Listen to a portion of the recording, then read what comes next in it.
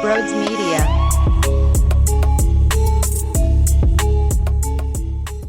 What is going on, everyone? Welcome on into Sports Talk with Brodes. Okay, we have a lot to discuss today. We're going to take a look at Nick Sirianni's press conference. We'll dive deeper into Jonathan Gannon and the game plan that he is going to continue to throw out there. So it seems this is his identity. This is what he wants to do. So we'll analyze what that is, along with Fletcher Cox and some of the other pieces. And then we have a bunch of Anytime Hotline calls to get to with you reacting to the game. I'll react to your reaction. And we'll start here. You know, I saw Zach Berman of The Athletic basically tweet this out with one of his articles today. And it sums it up perfectly with why I'm frustrated with Nick Sirianni, even though the game plan made sense from an offensive standpoint yesterday, where they got the ball out quick. Jalen Hurts played fine. Their week-by-week game plan has not been smooth.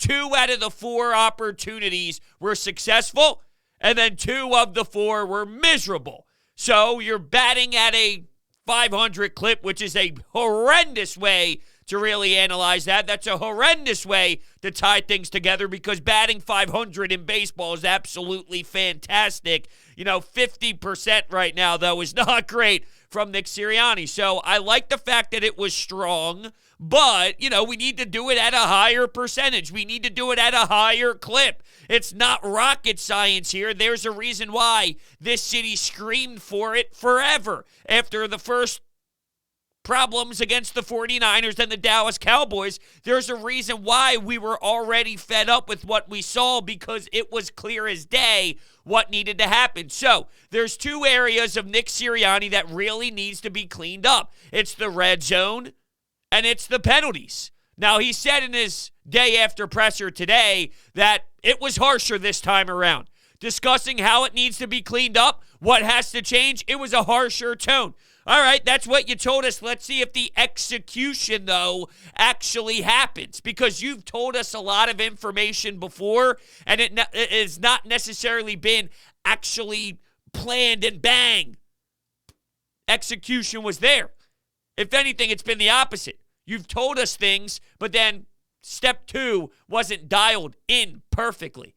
So we'll see what that means. But anyway, getting back to the Zach Berman tweet, he said, the Eagles are failing to master the things that require no talent. I was promised something. I am not getting the finishing touches on that promise, and this is a controllable. It's not I demanded this team to go win 12 football games this year, because that's unfair. Let's repeat this. Eagles are failing to master the things that require no talent. And there's no doubt about it, it takes time to build a new culture. You don't walk into the New York Jets and go from 0 wins to being a dominating force. You don't step into Jacksonville and automatically just fix the problems that have occurred over the last however many years just because you have this awesome idea, right? It takes time, but there's no way in hell you should be penalized the most in franchise history in the first 4 games here. That's unacceptable. We've hit a line where we have clearly crossed it. And that's where, look, I love Anthony Gargano. I love the cuz. He does a fantastic job. I listen to him every single afternoon, 10 a.m. to 2 p.m. on The Fanatic. It's always fun. It's like a locker room atmosphere, a vibe where you just hang out, you're talking like you're at a bar and you're just shooting the shit with somebody next to you. That's the sports talk radio that I really love. I love the cuz. But one of the things that he keeps stressing is, I'm going to look at this from 5,000 feet above with no emotions involved, and that's okay. He is looking at it pretty objectively, which was, you didn't expect to win. If you expected to win, that's nonsense. This team was going to be all filled with ups and downs, and there's so much truth in that. But where I feel he's missing out on is, you can't just from a broad perspective look at it and then never start peeling back the layers, because Jonathan Gannon, while you did not expect to shut down this Chiefs offense, he's not doing things right. And there are problems what they're doing. It's okay to bring that up. It's okay to criticize that while acknowledging that we knew there'd be growing pains. So I can't just take 10,000 steps back. I bring that up. I bring up that conversation. I bring up peeling back the layers. I do both, but I can't reject peeling back the layers and only look at it from a broad perspective. Yeah, you're right. Jonathan Gannon getting abused by Andy Reid from the surface is not mind-blowing. It's probably what should have been anticipated. At the same time, what is he doing here with the idea? What he has personnel-wise does not fit what he wants to do. So you can't just continue to run your head through the wall. They want to take away the over-the-top plays. That's the idea of Jonathan Gannon. Now, here's some statistics just to put it in perspective. This is courtesy of Jeff Mosher, Inside the Birds. Eagles have allowed the NFL's fewest pass plays over 20-plus yards, which is 3. Perhaps why Jonathan Gannon is sticking with cover 2, making offenses move in 12 to 14 plays and marching downfield that way, limiting those explosive plays. That's exactly what he's doing. But the problem is these teams are consistently getting 8, 7, 9 yards with their run game, and they can still do damage. Tyreek Hill is still going to get open. These players are still going to methodically move downfield. You're basically saying, we will give them long, methodical drives and wait for them to mess up, because they will mess up. But the problem is they're not messing up, and they're charging downfield with ease. With Jim Schwartz, and I hate to bring it up all the time, but it's a perfect comparison. Maybe you would leave guys on an island and it would be a one-on-one matchup that you're not thrilled about, but no team ran the ball down your throat. You at least forced the other squad to be one-dimensional. Beat us with your throws. Beat us with the long ball. You ain't going to run it. I promise you that. And he had bums. Nate Gerry, Alex Singleton, TJ Edwards. He didn't have Vander Esch, and he didn't have Parsons. Not that Jonathan Gannon does, but I'm putting it in perspective of, yes, we can all complain that the linebacking core sucks. With this core, though, you can do better than what you are providing by making some change. And I understand that Jonathan Gannon wants this to be his system. But at the same time, that's part of coaching, adapting. We're told all the time that we want to coach this football team to the strengths of the players. That's not just what you want to do offensively. That's not just a Nick Sirianni thing. That's a defense thing as well. So great. You have your philosophy. You have your concept defensively. But what we were sold was we were going to coach to the strengths of the team. What you're doing right now is not a strength of the team. And this goes deeper than just you played the Cowboys and you played the Kansas City Chiefs. It's more than that. So Jim Schwartz at least took something away from your game. Right now, they're plugging right up the middle. Why? Because your linebackers aren't very strong. Well, what do you do to compensate? At least Jim Schwartz took away one part of the game. This is outrageous right now. And sure, players aren't stepping up. Fletcher Cox has been abysmal. Fletcher Cox has been absolutely almost irrelevant at times. And here's some stats to put it back into perspective. This is courtesy of Jimmy Kempski, Philly Voice. I was curious to see how much Fletcher Cox got doubled versus Kansas City. Versus the run, he was singled 12 times. He was doubled 7. During the pass, he was singled 17 times. He was doubled 10. 0 tackles, 1 pressure if we're being generous. Looked disinterested versus doubles. Easily handled on single blocks. Alarming performance. Yeah, Fletcher Cox has not had that impact that he's had in years past. I think part of that is a player breaking down. Once you hit that side of 30, yeah, you're no longer in your prime. But I also feel there's more. And I don't know, I was thinking the other day about leadership, right? I brought up Lane Johnson. I brought up Jason Kelsey. You know, your standards. Brandon Graham. With Fletcher Cox, is this a full-on, he just has not much left in the tank? Is it a physical thing? Part of it, yes. But how much of it is the buy-in? Is there a part of him that's just maybe not bought in? Is it possible that there's a correlation between the direction of the franchise, the direction of this coaching staff, and Fletch? Now, I always say that athletes, that shouldn't matter to them. Go out and ball. Is Lane Johnson going to play differently if Nick Sirianni or Chip Kelly or Andy Reid or Doug Peterson's his head coach? Absolutely not, because he's wired the right way and he's a professional at the right level. Fletcher Cox is a pro. I'm not saying he's not, but I'm just saying, is that a part of it? I don't know. To be fair, he had some other seasons where you could see it starting to head in this direction. Now it's just another season, and as the seasons go by, this may be the outcome. But I would still say that at 30 years old, while I don't anticipate him being a 23, 24-year-old Fletcher Cox, I do expect more than this, which ties perfectly, too, with this whole Darius Slay thing. Was Darius Slay bad? No, okay? But here's where I have the problem with him tweeting about, my name in your mouth, and then his wife is tweeting. Shut up. Just shut up. Who cares? You know football. Your coach knows football. There's a bunch of morons out there that might not know football that come at you and say, Darius Slay, you stink. Who cares? The great ones, the great fans know. The smart football guys know. Guys know. But I will say this. He thinks he's better than what he is. He's nowhere even close to as bad as what others say. The ones that are calling him out saying he stinks. He's definitely not this elite of the elite guy. It's a good corner. It's a good corner. And then here you go in the comment section. Brodes, but his numbers against Travis Kelce. His numbers against X, Y, and Z receivers. I've seen Darius Slay play enough here. He's a good corner. He thinks of himself as the best to ever live. Well, he's not that. But he's also not trash either. You win with players like Darius Slay at the cornerback position, for sure. I'm just saying, there's a middle ground here with both of these two sides arguing.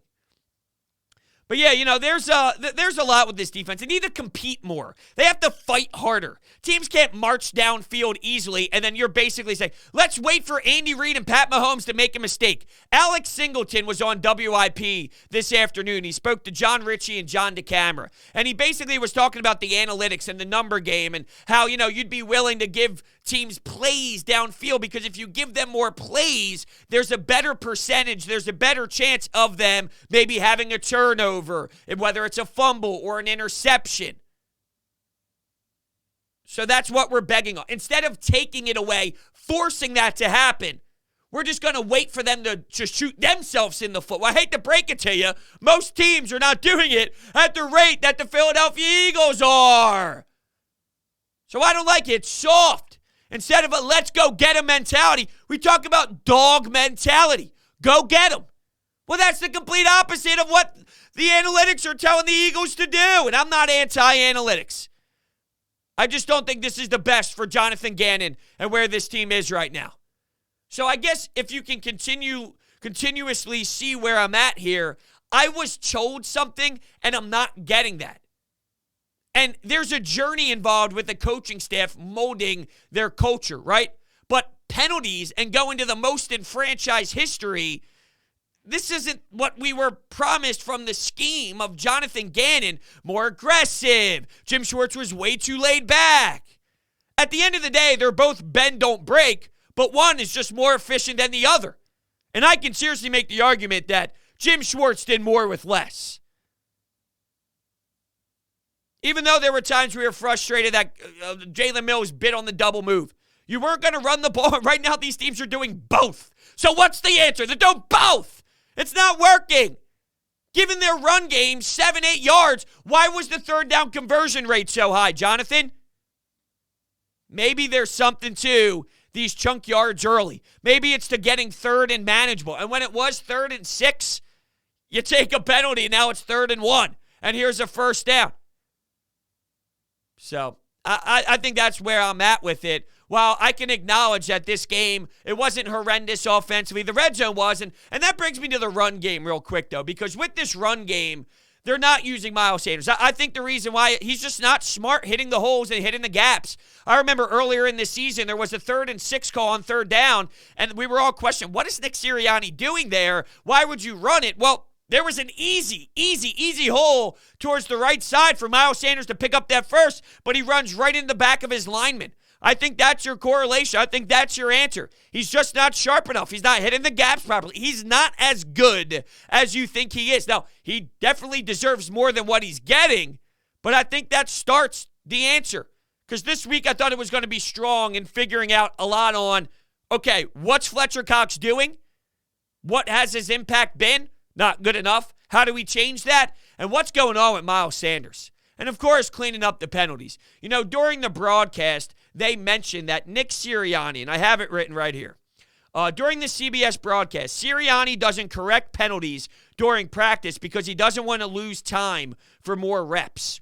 Well, whatever you're doing is just flat out not working. So maybe we should. And as I alluded to, we already heard that it was a little bit more harsh. But if harsh is just saying something in a meeting and then not taking the time to emphasize it during practice, it might not be good enough. And I think what you have to do is get real nasty with it and cut Derek Barnett. I really do. I really, really do. So, yeah, the Miles Sanders thing, what you need to do, because the whole run the damn ball, there was nothing wrong with how they moved the football. They were going up and down, albeit against a horrendous Chiefs defense, but they were at least doing what they were supposed to do. Where they get in trouble is the red zone. They need more timely runs. There's times where they should run just to add that next layer, just to add that flair, just to keep the defense on their toes, and they don't run at the timely spots they should. So it needs to be more quantity. It does. I also believe that Jalen Hurts should be used more in those scenarios too, and it's one and the same. More of a run game would make Jalen Hurts more of a threat also. And Nick Sirianni did stress the fact that even with scrambles, there were a few times he wanted Jalen Hurts to stay in the pocket and deliver a throw just a half second longer. But when we talk about scrambling, when he does scramble, doing a better job as a unit, as an offensive unit, getting open and giving support so there could be more plays happening with the scramble. But I just want Jalen Hurts in general to be more of a threat with his legs. That's a part of what he can do. That's a part of what makes him unique. But it all stems from the run game. It's not about the quantity, right? It's not like, I need more. I do need more, but I need it more in timely situations. It's like the timely hit in baseball. There's a big difference getting a single when no one's on base with 2 outs, and then the inning ends after you anyway, and then it's second and third, 1 out. You get that timely hits, that timely run. I think they miss out on that moment. They don't understand it right now. So if we're looking at growth and progress, where do we go from here? I need to see growth in the red zone, so better percentages. Instead of field goals, they got to result in touchdowns. And it was more than just, well, if you, and I mentioned this on the postgame, what would satisfy me is if you played the same way you did and had issues in the red zone, but you didn't make as many penalties, what would it have looked like? But at the same time, this team has these problems for a reason. The difference between great teams and bad teams are penalties, self-inflicted wounds, getting yourself in trouble. You know, it's not as simple as, well, you just add 21 points and, whew, this is a different type of game because, 3 touchdowns came off the board. Yeah, but you also had field goals, so that factors into those 7 points. It's not 7 more points every time, but it's not that easy. Jay Jaw had a bad penalty. Jay Jaw stinks. He doesn't know what he's really doing out there. Just blocks. And even that, can't even block right. It's amazing. It really is. Rager's another one, too, though, with usage rate. I'm sorry, but he shouldn't be in the category of the Greg Wards of the world. I'm not telling you he's Devontae Smith, who's just ridiculously good, may I add. He should be more in that Quez Watkins, though. Quez Watkins had 3 receptions in that 30-something yard range, and that's clearly underwhelming for a first-round pick, right? You would like that to be more, but I'm just saying, if you're going to have him in the Greg Ward category of the stat sheet afterwards, he could be more in the Quez, somewhere in the middle, and there's got to be more to it. And we were told that we're going to work with these wide receivers a bit more than we have in years past. It takes time. I'm just saying, let's go. I'm watching these wide receivers get knocked out of bounds easily. These were the things I was told that is part of what you're trying to sell. So when it doesn't happen, I will acknowledge it, and I'll be frustrated. This is what I hate, though. I hate how I always have to justify it, where it's like, I feel this way, but I understand that it's going to be a season of a learning process. I think that just needs to be stated from the jump and then let me go on a ride. But I just feel that that gets lost in the sauce. Well, calm down, or you shouldn't be this upset, or you should know. I understand. I know I should know, and I do know. But there's more to it. There's definitely times where throughout 30 minutes of a podcast, we talk about the broad standpoint. But it's also very fair to start critiquing and analyzing what we were sold, what we were told, what is happening, what needs to change. If it does change, give them credit. It's all part of the journey. My season of 17 games this year with the Eagles is not going to sit back and go, well, I don't care, and there will be no conversation or dialogue because losing football games was what was supposed to happen anyway. Stop it. That's not fair, and that's no fun.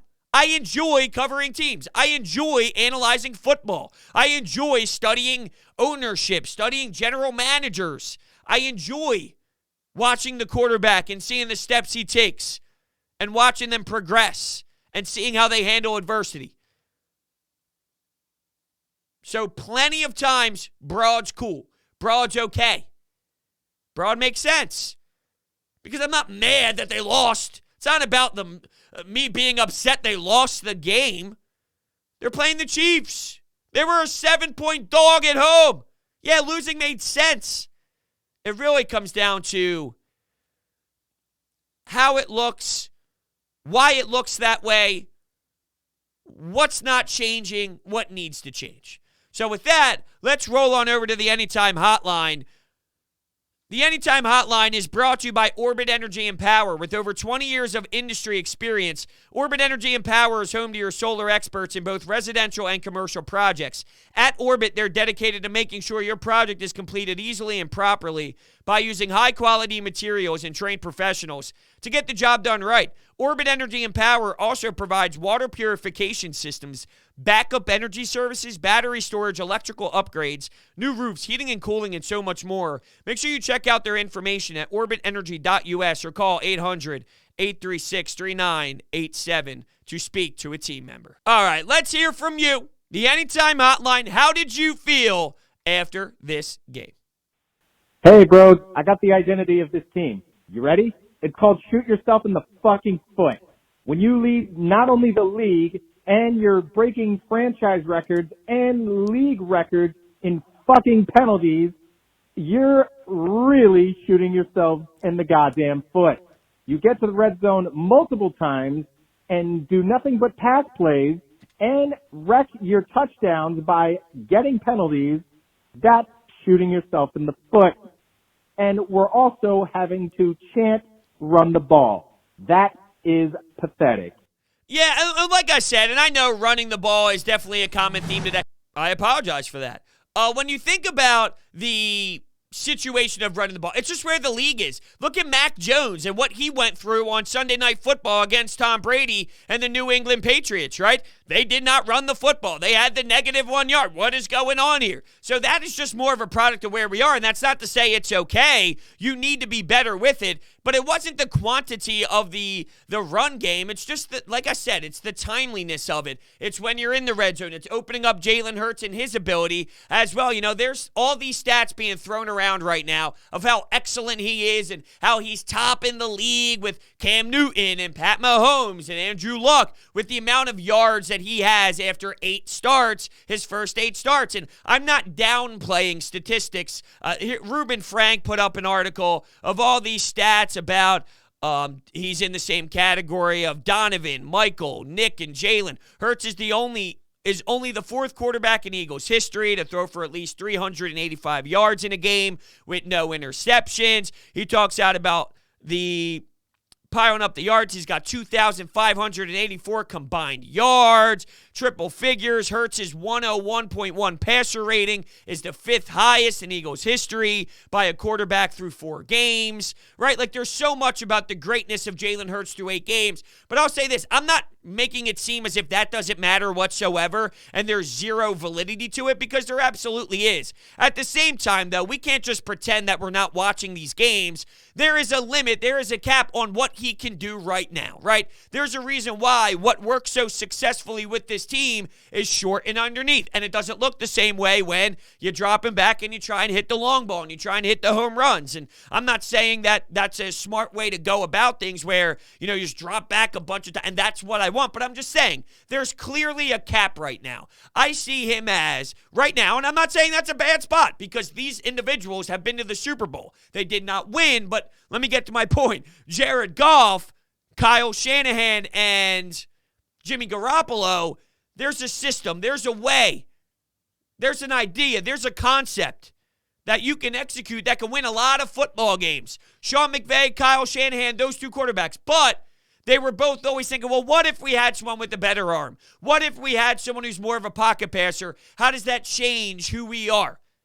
All right, there's a cap on these guys. Right now, Jalen Hurts is in that cap, regardless of what numbers tell you and how great the numbers are.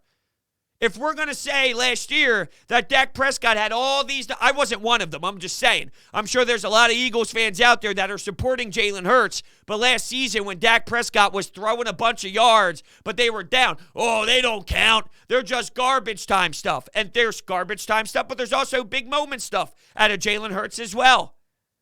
I like Jalen Hurts. I'm rooting for him. Last game was a step in the right direction considering what we saw in week 2 and week 3. But I think that there's reasonable concerns. That's all. Regardless of the numbers, reasonable concerns. Getting back to the red zone, though, and shooting yourself in the foot, yeah, there's no doubt that's part of what this team does right now, and it needs to be better. Not necessarily all about quantity of running the ball, but doing it the right way. Doing it when needed. Sometimes plays, it's just about that right time. Yes, that was perfect. Right on the money.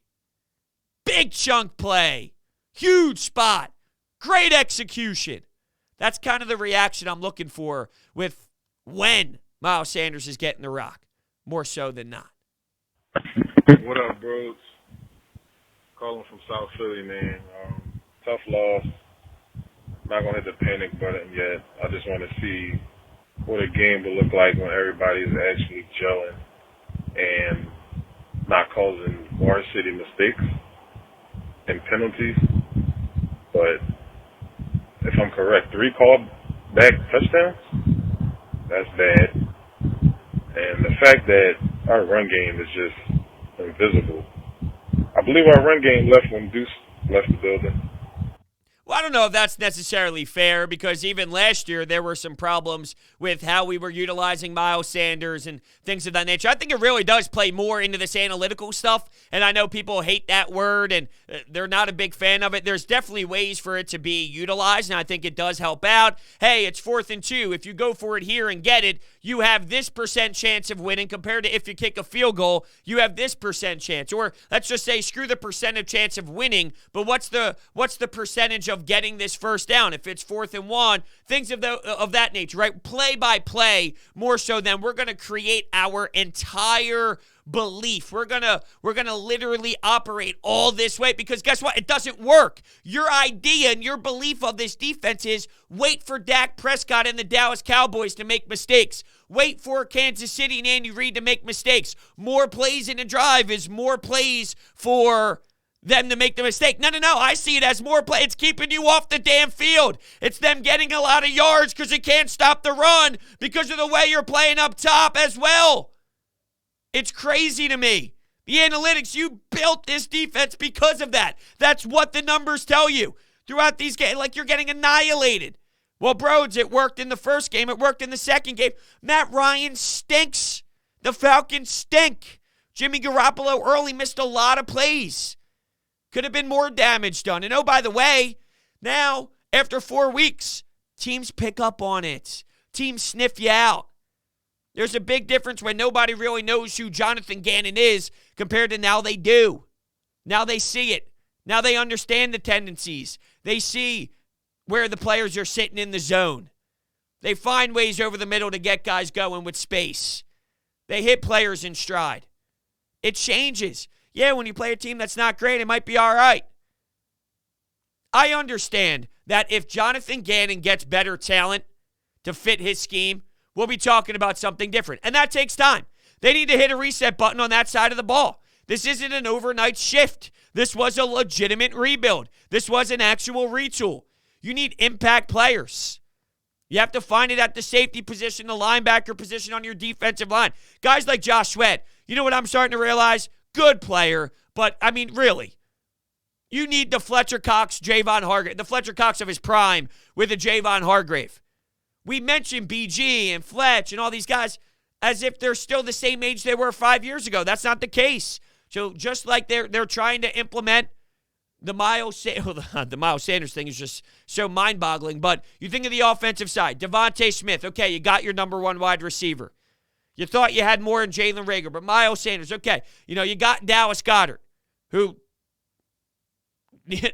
can play, who can be rocked more, can be relied on more.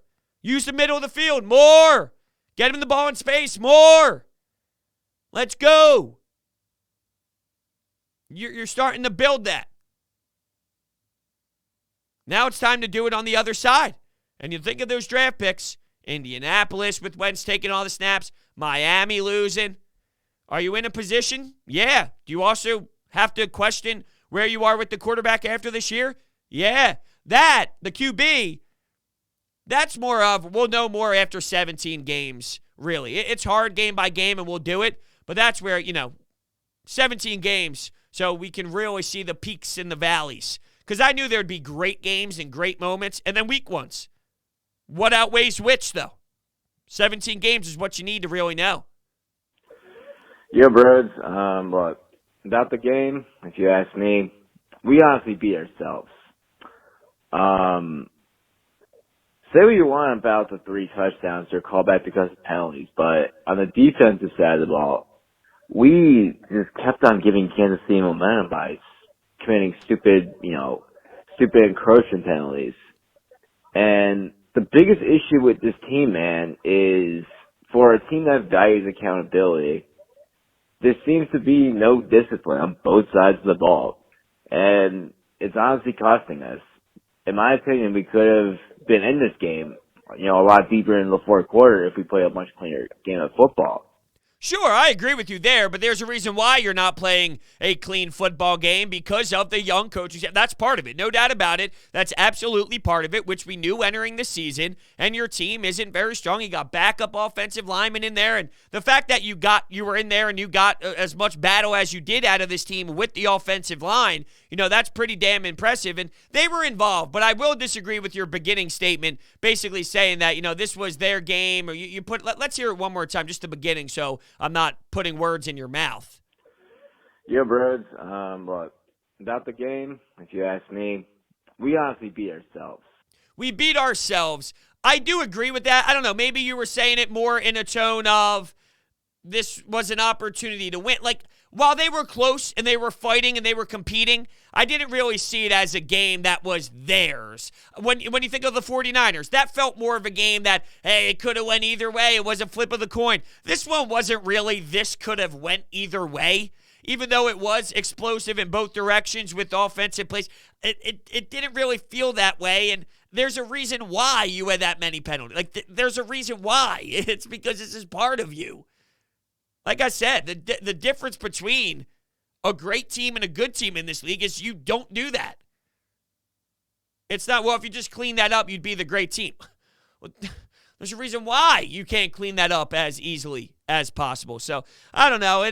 Maybe you didn't mean it in that way, and I'm taking it out of context a little bit. But it did feel in that vibe. And I've heard that take. So, maybe just naturally hearing that take throughout the day got me a little frustrated and all because it wasn't as if, they really had this one. They were super close. They weren't. I give them credit for hanging in, but that doesn't take away their deficiencies. It doesn't take away their flaws. It doesn't take away their problems that need to be criticized and need to be critiqued because what's next? Nick Sirianni stated today, we have changed our approach with how harsh it was, reflecting on the penalties. Let's see if that's answered. Do the players respect? Do the players have enough to actually execute that? That's a controllable. That's not a lack of skill. That's not anything else other than mental side of the game. And this is supposed to be a high IQ team. Fundamentals, high IQ, accountability, the core values. Once again, this is what we were sold. This was the product we were sold by the coaching staff, by the front office, prior to them taking the field for game one. Let's take one more. It's yet another week where sus play calling at the goal line cost us the game. Now, I know it's not the main thing that cost us the game. Jonathan Gannon needs to learn that we don't have the personnel to run the defensive schemes that we're trying to run. Penalties have got to be cleaned up. And overall, they did have a fight in them, and I'm happy for the Eagles for doing that, especially against one of the best teams in the league. But a lot to work on, and I do feel like they'll get better later down the year. I hope so. I really do. With this Chiefs team, though, I do wonder, because everyone says, like, this Chiefs team, they're elite. And yes, they have that amazing offense, and you're always going to be an insane threat when Pat Mahomes is dropping back and he's making those special plays, no doubt about it. But are they the same elite, insane, wild, absolutely obnoxious, ridiculous, fantastic, magnificent team that they've been over the last handful of years? Maybe they become that as the season progresses, just like you alluded with this Eagles team getting better and growing and adapting week by week. Maybe the Chiefs do get to that, but right now, are they in that position? Offensively, yes, they score a lot of points, and they're doing it in a different way this season, using Clyde more, and there were some fumbling issues, but he's made a bigger impact with that team that, they're kind of switching up how they're doing it because after so many years, teams kind of attack you a certain way, and Andy Reid has to make his adjustments to other teams' adjustments and whatnot. But I don't know. It's just an interesting way to look at it. And with Jonathan Gannon and all, yeah, that's it perfectly. He does not have the personnel to run that. So there's two ways of thinking. It's either, well, that's what you're supposed to do. You're supposed to build this brand of this is what we want to do. And then as the years progress and you start plugging and playing in players that make sense, then you get what you're looking for, or you tweak it now because this is nonsense. So let's just continue to get beat. Let's have 40 points put up. 40 points is a lot. 40 points is embarrassing. 40 points is mind-blowingly bad. That's insane. Insane. I don't know. Insane. I will admit, when I'm watching these games, I feel disheartened watching them play.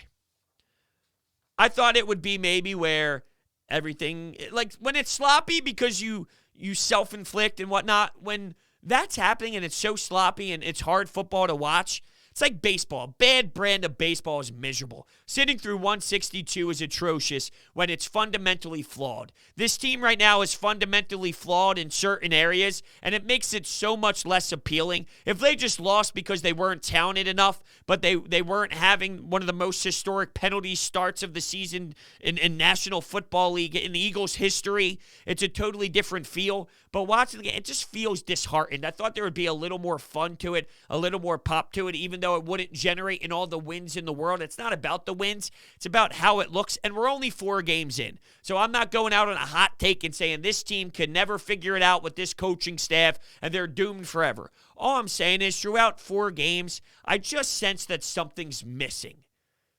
Can you learn it? Absolutely. Maybe you can. But right now, something's missing. Something's missing from the head coach, DC. Something. I'm giving him time. Clearly, I'm giving him time, and I'm okay with giving him time. My gut feel. That's what this comes down to. My gut feel says about Nick Sirianni, I don't know. I don't know. I don't know. And there's a lot of issues right now. Personnel. Got to get healthier. So the young talent, the older players not contributing the way you need them to, maybe getting injured as well. It's hard. It's hard to judge a coach. It goes back to the first time we heard him speak, the first time we heard him and all of that. I don't know. I just don't know. There's something about the goofiness, the uniqueness, the corniness, the high school. This is what I was afraid of. If you're not winning, how does the message sit with professional athletes? And we'll find out the next few games with penalties. We'll find out if things get cleaned up. If red zone is stronger and if penalties are moving in the right direction, which I guess technically they are, considering they did better last game than they did in the other games, but that's not really a highlight considering you were just that insanely pathetic in previous games.